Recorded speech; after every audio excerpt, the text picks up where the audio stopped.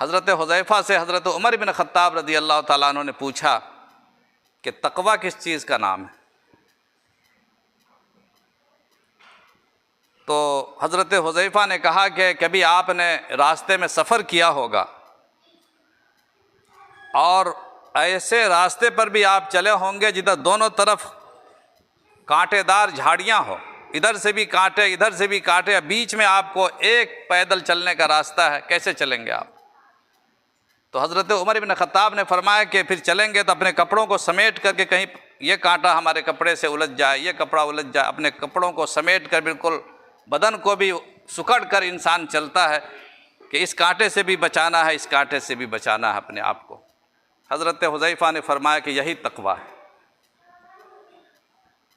चारों तरफ हालात आपके ख़िलाफ़ हैं, गुनाह का माहौल है, मासियत का ऐसा